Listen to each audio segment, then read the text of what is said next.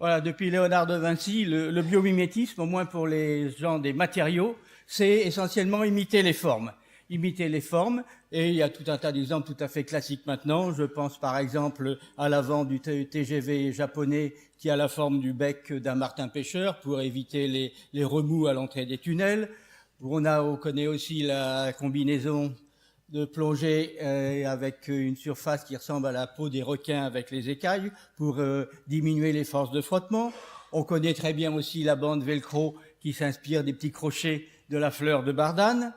On connaît aussi l'effet lotus qui donne une hydrophobie, c'est-à-dire que l'eau ne pénètre pas grâce au caractère, disons, à la surface de cette feuille de lotus, et ça permet par exemple de faire des vitrages qui sont auto-nettoyants. Un autre exemple qui est assez amusant, qui est sorti d'un livre de mon ami Serge Berthier, c'est l'histoire du gecko. Gecko qui arrive à marcher au plafond. Alors comment arrive-t-il à marcher au plafond? Bien, il faut regarder les pattes. Si vous regardez les pattes, elles sont faites de tout un tas de petits poils qui eux-mêmes sont encore divisés en tout petits poils. Chacun, c'est des forces très faibles avec la surface, qu'on appelle des forces de Van der Waals, et l'ensemble fait quand même quelque chose qui est très difficile à arracher. Alors, il y a là aussi, il y a une application industrielle, c'est les adhésifs Geskin. Et vous voyez, par exemple, donc c'est une bande adhésive, comme celle qui était inscrite ici. Et vous voyez que ce monsieur se supporte simplement grâce à cette bande adhésive. Alors, l'utilisation, c'est pas tellement pour faire le clown comme ici, mais c'est plutôt pour pouvoir grimper sur une surface comme ceci. Alors ça, c'est, je dirais, le biomimétisme, imiter les formes. Pour l'homme du matériau, quand on fait des matériaux, il y a deux aspects. Il y a les propriétés du matériau, qui sont liées essentiellement à ses formes, c'est ce que je viens de raconter, mais il y a aussi la façon de faire le matériau. Et vous savez bien que les matériaux faits par l'homme, je pense essentiellement là aux céramiques et aux verres, aux matériaux minéraux, pas à la métallurgie, c'est essentiellement des arts du feu, c'est-à-dire des matériaux qui sont faits dans un four à très haute température, plusieurs centaines, voire 1000 degrés. Et ce que nous montre la nature, ce qu'elle nous inspire, maintenant je vais parler de bio-inspiration et pas de biomimétisme, c'est qu'en fait, tous ces matériaux du vivant, ils sont faits dans l'eau à température ambiante. C'est ce que j'appelle la chimie douce, quand c'est l'eau qui remplace le feu. Alors, je vais prendre des exemples. Un exemple très simple, celui du plancton marin. Donc, c'est tout un tas de micro-organismes dans lesquels vous trouvez des microalgues, qui sont par exemple des coccolithes, qui sont du carbonate de calcium, qui vont, disons, m'inspirer dans le domaine des céramiques, des diatomées, qui sont encore des microalgues à base de silice, qui vont m'inspirer dans le domaine du verre. C'est très important, hein. La moitié de l'oxygène que nous respirons est fabriqué par ces microalgues via la photosynthèse. Alors, qu'est-ce qu'on peut dire? On va regarder maintenant comment elles font le matériau. Alors, par exemple, si je prends de la poterie, de la céramique, on moule et puis ensuite on va chauffer. Eh bien, les coccolithes vont pas faire du tout pareil que nous. Ils vont partir de microcristaux. On va d'abord faire des microcristaux, comme ceci.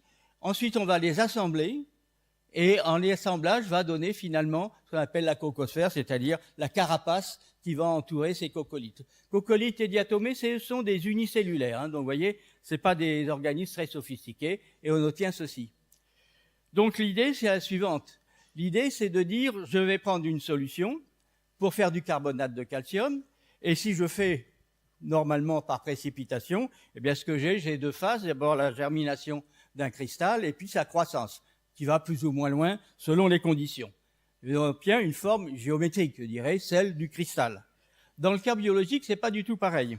Dans le cas biologique, cette croissance va se faire en milieu biologique, c'est-à-dire dans lequel il y a tout un tas de molécules, organiques, biologiques, etc., qui vont jouer un rôle.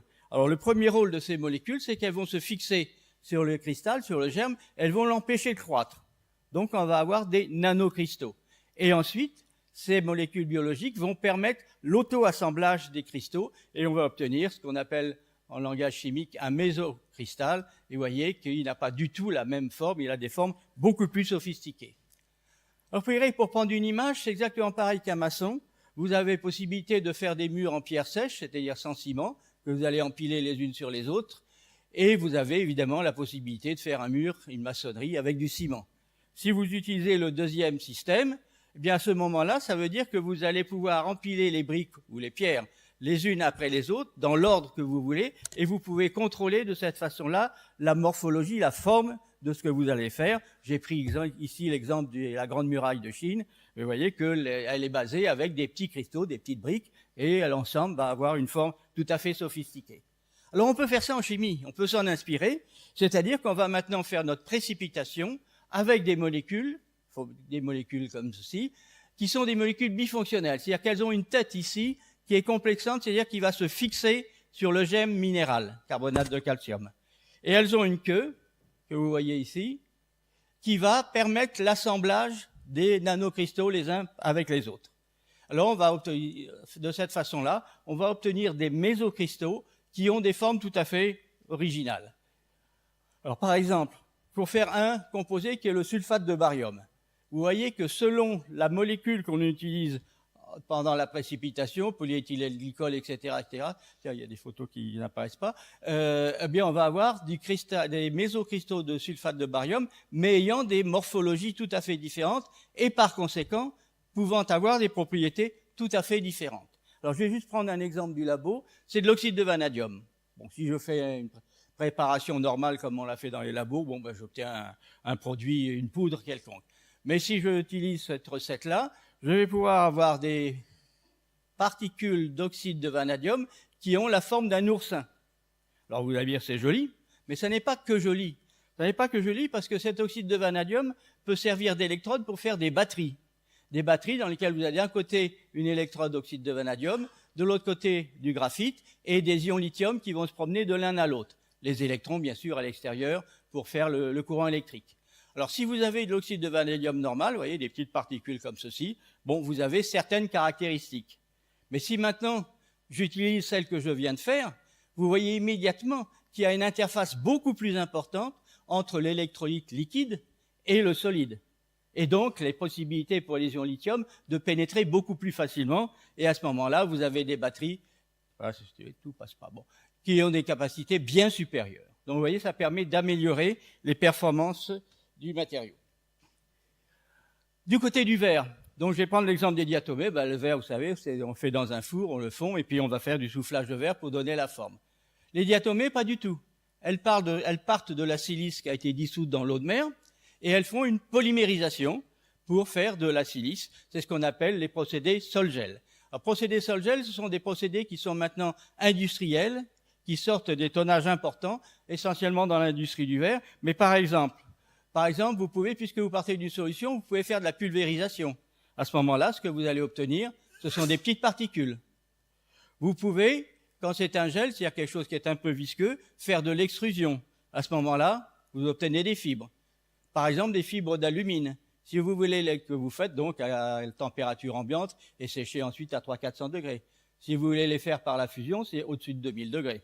Et puis l'application importante, c'est dans le domaine du vitrage, où le système se comporte comme une peinture. Donc vous pouvez faire très facilement des revêtements sur des vitrages comme ceci.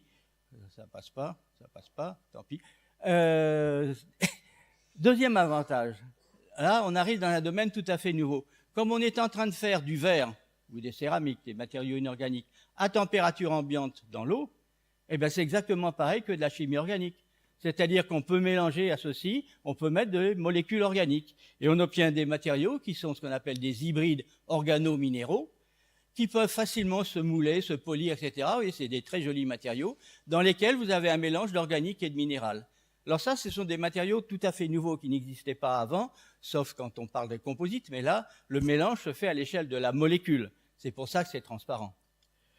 On peut ainsi, et ils ont là encore trouvé tout un tas d'applications dans tout un tas de domaines, que ce soit des crèmes solaires, que ce soit des résines dentaires, des guidons, des films hydrophobes, etc., etc. Là, je ne développe pas, il y a déjà énormément d'applications industrielles. On peut aller encore plus loin. On peut aller encore un petit peu plus loin, non pas avec des molécules organiques, c'est très simple, mais on va mettre des molécules biologiques, qui sont beaucoup plus fragiles, bien évidemment, que l'on va associer à des matrices minérales, telles que de l'alumine, telles que de la silice, etc., etc. Et donc, on va avoir, si par exemple on met des enzymes, les enzymes, c'est bien connu pour être des catalyseurs intéressants. Alors, si on met des enzymes, on va faire des biocatalyseurs, mais les enzymes vont être protégées. Par exemple, si vous les utilisez dans la machine à laver, elles vont être protégées du milieu extérieur. Pour pouvoir partir, elles ne seront pas attaquées. Et on obtient donc des enzymes. Ça, c'est le catalogue de Fluca, un catalogue industriel. Et vous voyez qu'il propose tout un tas d'enzymes, des lipases ici, qui sont faites avec des matrices inorganiques Sol-Gel, donc par ce procédé-là. On peut aller encore un peu plus loin. C'est-à-dire je vais faire par exemple des petites particules de silice, d'alumine, des petites particules, et je vais mettre dedans un médicament. Je vais faire un médicament, ça va être ce qu'on appelle la nanomédecine, c'est-à-dire que la nanoparticule va servir de vecteur, vous faites une injection, elle va aller par exemple se fixer sur les cellules cancéreuses et introduire le médicament à l'intérieur de la cellule cancéreuse. Donc vous faites de la nanomédecine. Donc il y a tout un tas d'applications possibles. On peut aller encore un petit peu plus loin, faire ce que j'appelle des matériaux vivants. Alors ça veut dire quoi? Ça veut dire, si vous regardez la diatomée c'est une petite boîte en verre, une petite boîte en verre, et dedans il y a une cellule qui vit. C'est ça que je vais appeler un matériau vivant. Alors il y a une cellule qui vit et qui fait de la photosynthèse, donc qui va produire de l'oxygène, qui va consommer le CO2, etc. La question que je me pose, c'est est-ce que je ne peux pas faire pareil que la nature, c'est-à-dire encapsuler, piéger des micro-organismes à l'intérieur d'un matériau, c'est-à-dire d'une fibre, d'une petite bille, d'une pastille, etc., et utiliser ça comme un matériau. Alors je vais prendre juste un exemple, celui de la lutte contre la pollution des eaux. La lutte contre la pollution des eaux, donc vous voyez, vous avez une rivière là avec plein de pollution. Vous voulez savoir d'abord si c'est pollué. Alors si c'est pollué, c'est ce que vous allez faire. Vous prenez une fibre optique. Au bout de la fibre optique, vous mettez un petit film dans lequel il y a cette algue, la Chlorella vulgaris, une microalgue. Et vous le mettez au bout du film. S'il y a un pesticide, s'il y a des polluants, les propriétés optiques, la fluorescence de la chlorophylle va être modifiée. Donc juste en regardant, vous plongez, vous regardez, et vous voyez s'il y a un polluant ou pas. Ça ne vous dit pas lequel, mais ça vous dit qu'il y a une pollution, il faut faire attention. Alors s'il y a une pollution, ce qu'on peut faire, c'est la chose suivante. On va faire des petites capsules dans lesquelles, ici c'est un champignon filamenteux, dans lesquelles il y aura des micro-organismes. Et ces micro-organismes vont pouvoir consommer le polluant, donc faire de la biorémédiation. Vous voyez, le polluant ici est figuré par cette solution bleue, et vous voyez qu'elle disparaît. Alors là, il y a deux avantages. D'une part, la mise en forme, la mise en œuvre, c'est très facile. Et deuxièmement, vous pouvez récupérer, puisque c'est dans des capsules de verre, vous pouvez les récupérer et les réutiliser. Alors, dernier point que je voudrais développer, c'est le suivant. C'est quand nous faisons un matériau, nous hommes, par exemple du verre, selon l'utilisation que l'on veut en faire, on va avoir un procédé d'élaboration totalement différent. On va faire ici, on va faire de l'extrusion, on va tirer des fibres, là on va souffler la bouteille, etc., etc. Non seulement ça, mais si on veut optimiser les propriétés du matériau, on va changer sa composition. Alors par exemple, pour faire des vitrages, on va rajouter du sodium. Ça va permettre de fondre plus bas, d'avoir un verre fondu plus fluide, etc. Si on veut avoir du pyrex, donc un verre qui résiste aux températures, eh bien on va mettre du bore. Si on veut avoir du verre cristal, donc avec un éclat particulier, on va mettre du plomb. Alors ça veut dire que chaque fois que l'on veut une application donnée, on va optimiser le mode d'élaboration et on va optimiser la composition. Ben, il est évident que la nature ne peut pas faire pareil. Les pauvres diatomées, dont j'ai parlé tout à l'heure, elles ne peuvent pas faire pareil. Il va falloir qu'elles se débrouillent, et elles vont se débrouiller en jouant sur la nanostructure. Alors, exemple des diatomées, les fristules de diatomées, donc cette carapace qui les entoure, elles doivent être dures pour protéger la cellule, elles doivent être transparentes pour pouvoir faire de la photosynthèse, et elles doivent être poreuses. Alors, je vais développer ce que je viens de dire. Elles doivent être dures pour faire une carapace solide, donc typiquement carbonate de calcium. 90% des coquillages font du carbonate de calcium. C'est juste une précipitation, c'est le cas de l'huître ici. Le carbonate de calcium n'est pas transparent. Donc il faut faire un verre.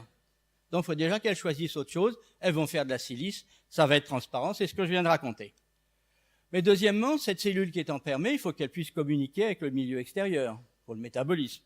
Alors si c'est du litre, c'est facile. C'est un bivalve, elle s'ouvre. Ben, évidemment, la petite boîte là avec la diatomée intérieure, elle ne peut pas s'ouvrir. Donc il faut qu'elle soit poreuse. Et c'est à travers ces trous que vont se faire les échanges avec le milieu extérieur. Donc, vous voyez, si vous regardez une frustule de diatomée, vous voyez, c'est plein de trous. Et ce qu'on va faire, c'est qu'on va regarder ces trous avec un microscope et on va s'approcher, regarder de plus en plus gros. Vous voyez que dans les trous, il y a des trous. Et dans les trous des trous, il y a encore des trous. C'est-à-dire qu'il y a ce que j'appellerais une porosité hiérarchique. Il y a plusieurs couches de trous ayant des dimensions différentes. Alors, par exemple, des trous, des grands, des moyens, des petits. Mais c'est pas tout. C'est pas tout. Si vous regardez un petit peu les trous, ben vous voyez qu'ils sont répartis de façon régulière. Façon régulière, des trous, c'est ce qu'on appelle en physique un cristal photonique. Ça veut dire que les diatomées, il y a 200 millions d'années, ont inventé les cristaux photoniques, ce que nos collègues physiciens ont dû inventer il y a une vingtaine d'années, je pense, quelque chose comme ça. Ça veut dire que c'est la chose suivante, c'est que la diatomée, il va falloir qu'elle réponde à tous les problèmes qui se posent à elle, avec toujours le même matériau, hein, mais simplement en fignolant, en jouant sur la nanostructure. Alors quel est l'intérêt là des nanotrous et de l'aspect cristal photonique? Eh ben, c'est essentiellement que ce cristal photonique va jouer avec la lumière, et en particulier va servir de filtre, et il va réfléchir les ultraviolets. Donc la diatomée doit faire de la photosynthèse le plus haut possible à la surface de l'eau, mais il ne faut pas que la cellule soit brûlée par les UV, et donc elle a trouvé le système de faire des trous et de les répartir de façon régulière. Alors ça peut être intéressant pour nous, c'est-à-dire qu'on peut utiliser ces diatomées, là-bas encore, comme si c'était un réacteur. Donc on va faire la culture de diatomées, on va mettre l'eau de mer avec tout ce qu'il faut dedans, mais supposez que j'ajoute des ions, par exemple du manganèse, du germanium. Eh bien, ils vont être incorporés par la diatomée et on va les retrouver dans la frustule de silice, et qui va donc avoir des propriétés optiques. Et on peut faire un dispositif d'électroluminescence. On peut aussi, dans les cellules solaires, là je pense aux cellules de Grätzel, l'électron est fourni par un colorant sous l'irradiation du soleil, et l'électron va être injecté sur une électrode en oxyde de titane. Eh bien là encore, comme pour l'oxyde de vanadium tout à l'heure, c'est l'interface qui va être important. Eh bien si je fais ma culture de diatomée, à la fin je mets du titane, ça veut dire qu'à la surface des frustules, il va y avoir une couche d'oxyde de titane, et donc on va avoir un dispositif tel que celui-ci. Vous avez les diatomées, une grande surface, et vous avez là des rendements solaires beaucoup plus importants. Dernier exemple, là c'est plus pour la beauté. C'est pour montrer que quand même les organismes naturels sont capables de faire des choses absolument extraordinaires. Alors ça, c'est une éponge. Une éponge, c'est pas grand-chose, vous savez ce que c'est. Simplement, pour renforcer leur tissu, c'est tout mou, elles font ce qu'on appelle des spicules, c'est-à-dire des petits éléments minéraux. Par exemple, ici, cette éponge qui est ici fabrique des petits filets ici que vous voyez, un exosquelette qui est en silice. Alors ce qu'il faut regarder, c'est simplement la beauté de la chose. Voilà un filet de silex qui a été fait par une éponge. Ça a à peu près 20 cm de long. Et vous voyez que c'est vraiment une broderie. Une véritable broderie. Il y a une éponge, ça n'a pas de jambes, ça n'a pas de bras. Je ne sais pas si ça a une tête. Mais enfin, ça vous montre une chose qui, je crois, est très importante dans le biomimétisme, bioinspiration, c'est la beauté. La beauté de la nature. Arriver à faire ça, moi je ne sais pas faire ça en tant que chimiste. À température ambiante dans l'eau, avec les mains dans le dos. Bien, je voulais juste terminer en disant qu'on vient de voir que le biomimétisme, ça fait appel à tout un tas de disciplines. Il y a un mouvement qui est en train de se former, même qui est déjà formé en France, qui est un centre européen de biomimétisme qui est basé à Senlis. Vous voyez un peu les adhérents dans cette affaire-là, c'est-à-dire que ça rassemble à la fois des industriels, des universitaires, des organismes comme le muséum, les choses comme ça.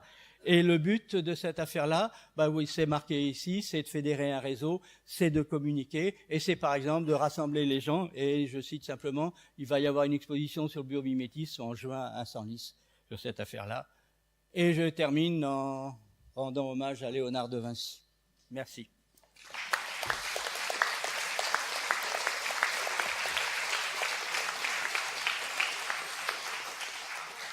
Merci beaucoup. Et donc, Christian Dumas.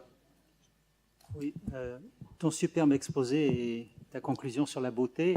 Les frustules de diatomée, on en a discuté pendant le repas tout à l'heure, c'est de l'auto-assemblage. Et oui. C'est aussi des fractales pour les mathématiciens. Oui, tout à fait.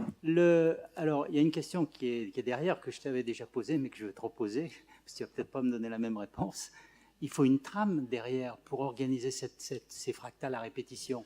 Alors cette trame, elle est vraisemblablement, dans ma tête, elle est vraisemblablement de nature protéique, pour que tu aies toujours quelque chose donc oui, codé sur un plan génétique. Oui. Est-ce qu'on a des idées sur sur le mécanisme qui va de l'un à l'autre, non? Non, très sincèrement, sur comment elles font la silice, oui, c'est ce que j'ai raconté. On peut maîtriser, on peut mettre des procédés industriels. Sur la nanostructure, moi, sincèrement, je ne sais pas. Il y a des publications qui essayent. Alors, des trames, il faut la faire, la trame aussi. C'est pas, donc, c'est un peu repousser le problème. Ce que l'on pense, c'est que ça fait des petites billes et que ça dépose les petites billes ensuite sur la membrane. Mais de là à faire la nanostructure qu'on voit, je ne sais pas faire. C'est quelque chose qu'on étudie, en particulier avec Serge Berthier, dont j'ai parlé tout à l'heure. On peut faire ça par impression, bien évidemment, hein, pour faire les trous. Mais c'est pas pareil, enfin, c'est autre chose, hein, c'est de la nanotechnologie. Non, la mise en forme, enfin, ça c'est quelque chose d'assez extraordinaire. Et de fondamental, hein, les propriétés du matériau dépendent de ça. Vous voyez, la fissure de silice n'a pas du tout les mêmes propriétés. Il faut aussi souligner, je crois qu'il y a au moins 100 000 espèces de diatomées différentes, hein, au moins. Bon, je ne sais pas compter au-delà, c'est pour ça que je me suis arrêté. Mais et qui ont toutes des morphologies différentes. Hein. Donc Darwin se posait la question, pourquoi sont-elles si belles? Est-ce que c'est simplement pour le plaisir des yeux? C'est en anglais, j'ai fait une traduction rapide. J'avais une question. Est-ce on peut imaginer de faire des grands panneaux de verre, mais par ces méthodes-là, ou est-ce qu'on est quand même limité à des toutes petites surfaces? Alors, disons clairement, il n'est pas dans le verre silice. Quand c'est les hybrides, c'est différent. Dans le verre silice, il n'est pas question de faire un matériau massif, simplement parce qu'il y a l'évaporation de l'eau, et comme l'argile, quand vous évaporez, ça craquelle partout. Hein. Ou alors, il faut évaporer dans des conditions particulières, etc. Donc, a priori, pas de verre massif. Par contre, des revêtements, vous pouvez faire des mètres carrés. Des fibres, vous pouvez tirer des kilomètres.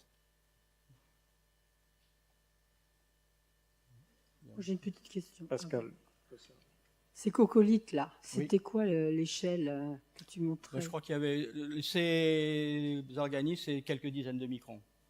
D'accord. Hein, je pense, hein, c'est bien ça. Hein. Mais alors, pour rebondir sur la question qui a été posée par Christian, donc l'organisme est au milieu, il y a les petits cristaux qui sont faits, et qu'est-ce qui se passe là? Ah bah, ce qui se passe, si, on sait. Coccolithe, il y a des molécules biologiques qui, au moment où le cristal se forme, bon, il se forme et puis il grossit, pop, se fixe dessus Oui. et l'empêche de grossir. Donc, font des nanocristaux et même en plus jouent en général sur la morphologie. D'accord? Donc, on a un petit nanocristal. Et ensuite, il y a la queue que j'ai montrée, c'est-à-dire que les molécules s'auto-assemblent entre elles, comme des surfactants. Oui, mais comment ça se fait que ce soit toujours pareil? Ah bah c'est génétique là. Non, je plaisante pas. Je sais que pour les diatomées, Chris Bowler à l'ENS a montré quels étaient les gènes qui étaient impliqués dans la formation de la frustule. Hein, donc là, c'est de la biologie, c'est plus de la chimie. Enfin, quoique. Donc une question de ce côté, présentez-vous. Bonjour, Vincent Jacquier, étudiant ingénieur. On voit que les formes sont produites par optimisation naturelle, qui est principalement l'essai-erreur. Est-ce que vous pensez que l'optimisation numérique, par exemple l'optimisation topologique, pourra un jour rivaliser avec ces formes-là, avec des fonctions particulières?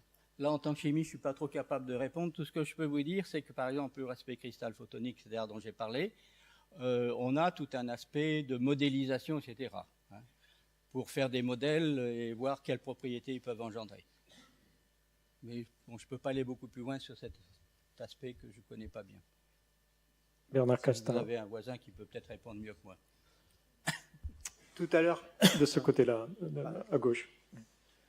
Bernard Castin. Tout à l'heure, on nous a montré tout l'intérêt qu'il y avait dans l'exemple du taxotère de savoir synthétiser ce que la nature faisait, mais en quantité très, très limitée. Et là, tu nous montres, tu soulignes que ce que nous savons synthétiser, ce que nous savons faire, la nature sait le faire, mais de façon beaucoup plus intelligente, beaucoup plus douce. Alors où est la... Non, elle sait le faire, ça c'est incontestable. Les diatomées, c'est un matériau industriel. Hein. Oui, ça sert. Les falaises d'Étretat, il y a des diatomées. C'est un matériau industriel, massif central, etc., qui sert à faire des filtres du vin de Bordeaux, des choses comme ça. Et on a même un collègue qui a eu une idée malheureuse, il a mis de la nitroglycérine pour faire de la dynamite. La dynamite, c'est des diatomées avec de la nitroglycérine dedans. Ça permet de la manipuler plus facilement. C'est tellement terrible que toute guerre va disparaître, faute de combattants. Une question là-bas, présentez-vous. Prenez un micro. François Boitet, géologue et paléontologue. Le meilleur exemple, évidemment, pour les diatomées qui sont exploités, mais c'est des fossiles, c'est Amura. Il y en a des épaisseurs considérables. Et pour les coccolithes, c'est évidemment ce que vous disiez, c'est-à-dire les falaises de craie. Oui. Donc en géologie, c'est vraiment des organismes en c'est des- micropaléontologie. Et le tunnel sous la Manche a été étudié en fonction pour le tracé du tunnel géologique, c'est les microfossiles qui ont servi, donc Tout à ce fait. dont vous parlez. Oui, Donc oui. il y a une application géologique aussi, mais là, pour Oui, non, un c'est usage des- direct, si j'ose des dire. matériaux c'est tout. naturels Simplement déjà pour très apporter utilisés, ce complément d'information pour le public. Merci. Je pense qu'on va s'arrêter là. Merci beaucoup, Jacques, pour ce très bel exposé.